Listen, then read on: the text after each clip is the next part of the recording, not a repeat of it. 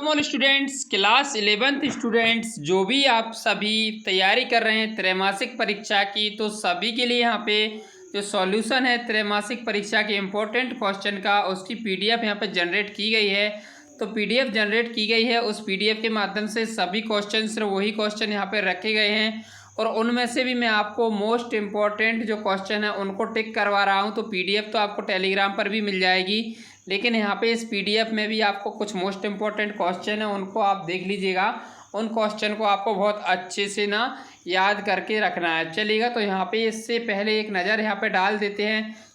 चलिए, तो यहाँ पे सबसे पहले सिलेबस पर नज़र डाल देते हैं। और यदि आपके लिए वीडियो यूजफुल है तो वीडियो को लाइक कीजिएगा। चैनल पर यदि आप पहली बार विजिट करते हैं तो चैनल को सब्सक्राइब करने के साथ बेल आइकन को प्रेस कर लीजिए, इससे आपको नोटिफिकेशन मिलता रहेगा। यहाँ पे बात करेंगे सबसे पहले सिलेबस की। तो इस पीडीएफ में आपके लिए दिया गया है, देखिए सिर्फ वही चीज़ें दी गई हैं, सिर्फ हमारे जो पार्ट हैं वो दे दी गए हैं। रस की जो पीडीएफ थी वो आपको पहले ही जनरेट करा दी गई है, वो सभी क्लास के लिए 9th 10th 11th 12th वालों के लिए, तो वो पीडीएफ आपको टेलीग्राम पर मिल जाएगी। लेकिन यहाँ पे बात करेंगे कुछ और जो चैप्टर हैं हमारे, जैसे कि यहाँ पे बात करेंगे अपाठित गद्यांश पद्यांश जो भी चीज़ें हैं। और इसके अलावा यहाँ पे देखा जाए कि आपका जो भी जनसंचार अभिव्यक्ति या माध्यम, ये सभी चीज़ें हैं, इसके लिए यदि आप कमेंट करेंगे तो एक और पीडीएफ जनरेट कर दी जाएगी। या फिर आप ऐसा करिएगा कि आप इनको आपकी जो सिलेबस हो उसमें से आप कंप्लीट कर लीजिएगा, या फिर आपको एक पीडीएफ कल आपको वीडियो अपलोड करा दी जाएगी, उसमें आपको टिक करा दिया जाएगा, ठीक है ना। यहाँ पे आप देखते हैं, सबसे पहले हम बात करेंगे जो लेसन्स हमने यहाँ से हटा दिए हैं सिलेबस में से, उनमें से आपको इसमें से कुछ भी नहीं लिया गया है, ठीक है ना। इनको आपको यहाँ पे नहीं देखना। चलिए, तो क्वेश्चन टिक करते हैं। उससे पहले मैं आपको प्रीवियस ईयर का क्लास 11th का हिंदी और इंग्लिश का आपको हिंदी का आपको अभी मैं एक पेपर दिखा देता हूँ, उसके माध्यम से आपको पता चलेगा किस तरह के क्वेश्चन आते हैं। तो यहाँ पे आपको हिंदी का पेपर देखने को मिल रहा होगा। इस पेपर में भी आप देख सकते हैं किस तरीके के क्या क्वेश्चन यहाँ पे पूछे जाते हैं। तो इसी तरीके का आपका जो पेपर है वो बनने वाला है, लेकिन सिलेबस इतना विस्तृत नहीं रहने वाला है, थोड़ा सा हल्का सिलेबस इसमें रहने वाला है, क्योंकि त्रैमासिक परीक्षा, उस वजह से हम यहाँ पे क्वेश्चन देखेंगे। बट इसमें से भी आप मोस्ट इम्पॉर्टेंट क्वेश्चन जो इन पार्टों में से मिलते हैं उनको आपको नहीं छोड़ना है, ठीक है ना। और बाद बाकी जो क्वेश्चन है वो मैं आपको टिक करवा ही रहा हूँ, यहाँ पे देख लीजिएगा। तो यहाँ पे हम सबसे पहले बात करेंगे कि आपको कहानी का कौन सा पात्र सर्वाधिक प्रभावित करता है और क्यों। तो इस क्वेश्चन को तो हमें बिल्कुल भी नहीं भूलना है, ठीक है ना। तो बंशीधर नाम था उसका, और आप इसको अच्छे से पढ़ेंगे नमक दारोगा कहानी में। यहाँ पे आप हम आगे देख सकते हैं। इसके बाद देखिएगा, यहाँ पे कुछ चीज़ें दी गई हैं, उन पर हमें चलिएगा। यहाँ पे एक क्वेश्चन तो आपको मैंने बता दिया, वो बहुत ही इंपॉर्टेंट क्वेश्चन है आपके लिए, सभी के लिए, तो उसको तो आपको देखना ही देखना है। चलिएगा, सभी क्वेश्चन जो मैंने पार्ट ले लिए गए हैं उन पार्टों में से ले लिए गए। नमक का दरोगा में औलुप्य के व्यक्तित्व कौन से दो पहलू उभर कर आते हैं, ये भी आपको करना है, दूसरा क्वेश्चन। चलिएगा, इसके बाद आगे देखते हैं, इन दोनों ही क्वेश्चन को इसमें से हम देख लेंगे। उसके बाद एक क्वेश्चन और रहेगा, नमक का दरोगा कहानी के आधार, दो शीर्षक और आधार, तो शीर्षकों का जो सिस्टम है ये भी आपको कर लेना है, ठीक है ना। इसके बाद आगे देखेंगे, और आगे जब भी नमक का दरोगा आपका पूरा हो गया होगा तो इसके बाद हम आगे चलते हैं और अगला जो लेसन है हमारा तो उसमें देख लेते हैं। और चलिएगा आगे, यहाँ पे चलिएगा, इसमें से कुछ क्वेश्चन, हाँ इसको एक क्वेश्चन आप कर सकते हो, दुनिया सोती थी पर जीव जागती थी, तो इसको आप कर सकते हो एक तरीके से। और इसके अलावा इसमें आपके लिए न्यायालय के मैदान में धर्म और धन युद्ध ठन गया, इसको भी आपको कर लेना। चलिएगा, इसके बाद बात करेंगे यहाँ पे भाषा के। तो यहाँ पे देखिएगा, मुहावरे आपको देख लेने हैं, सभी जो मुहावरे यहाँ पे दिए गए हैं कुछ, वो भी आपको देख लेना है। और यहाँ पे आप देखिएगा कुछ शुद्ध यहाँ पे जो शब्द मिल रहे हैं आपको, तो इनके कुछ प्रयोग किए गए हैं यहाँ पे, इनको आप देखना चाहिए, तो देख सकते हो। वैसे अब यहाँ पे हम बात करेंगे मियां नसरुद्दीन की, और कृष्णा सोबती इसकी लेखिका हैं, तो उसके हिसाब से हम देख लेंगे कि मियां नसरुद्दीन नानवाइयों को मसीहा क्यों कहा जाता था, और यहाँ पे लेखिका इसके पास क्यों गई थी। ऐसे क्वेश्चन हमें, ये दोनों क्वेश्चन तो बहुत अच्छे से ही कर लेना है।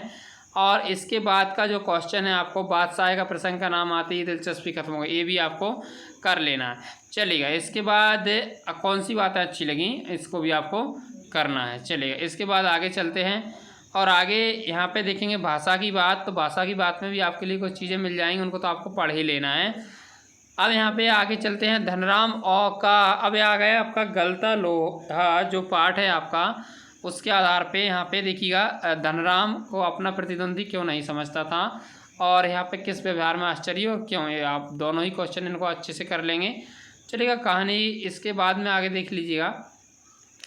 आगे हम देखते हैं तो यहाँ पे मोहन के लखनऊ आने के बाद उसके जीवन में एक नया अध्याय, ये वाला भी आप कर लेना। चलेगा इसके बाद आगे देखते हैं। चलिए इसके बाद देखिएगा बिरादरी का यही सहारा, ये इन चीज़ों को आपको देख लेना थोड़ा सा, लेकिन आपको जो याद करने के लिए चीज़ें हैं वो आपको मैं बता देता हूँ। गांव और शहर दोनों जगह चलने पर मोहन के जीवन संघर्ष में क्या फ़र्क था, इस पर आपको ठीक है नहीं पढ़ना, तो इसको आप पढ़ लीजिएगा। गलता लोहा के अंत में खास तरीके से क्या होता, ये वाला आपको पढ़ लेना, ठीक है ना क्वेश्चन। इसके बाद आगे चलते हैं हम। कुछ भाषा की बातें यहाँ पे दी गई हैं, इनको आपको ज़रूर पढ़ना है, अच्छे से समझना है। अब हमारे पद्य खंड में से कबीर आ जाते हैं, तो कबीर के लिए आपको देखना है कबीर की दृष्टि में ईश्वर एक है, इस समर्थन में तर्क दिए गए हैं, तो उनको आप यहाँ पे देख लीजिएगा कुछ। चलिएगा इसके बाद आगे देखते हैं। मानव शरीर का निर्माण पंच तत्वों से हुआ, उनके नाम यहाँ पे दिए गए हैं, ये भी आपको कर लेना है। कबीर ने अपने को दीवाना का क्यों कहा, ये बहुत इंपॉर्टेंट क्वेश्चन है आपका, वीआईपी क्वेश्चन, आप लगा लीजिएगा इसको टिक में। चलिए इसके बाद में कबीर ने ऐसा क्यों कहा है कि संसार बोरा गया है, ठीक है ना, ये भी आपको कर लेना है।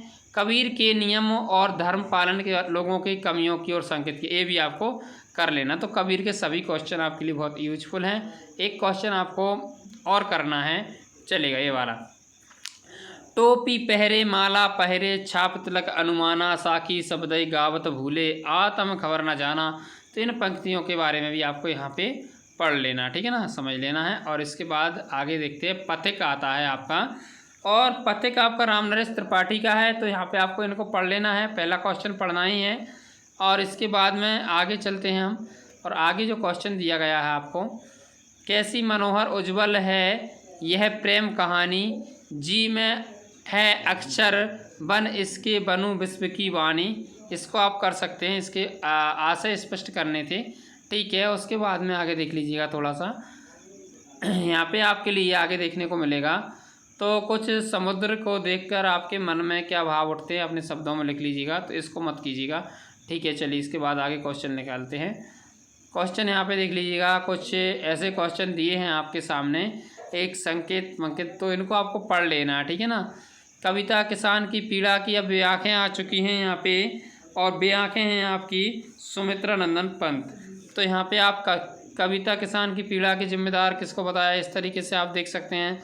और यहाँ पे कुछ संदर्भ प्रसंग व्याख्याएं दी गई हैं, वो भी आपको करना है, क्योंकि पद्यांश उसमें आती हैं आपकी ये, तो इनको आपको अच्छे से कर लेना।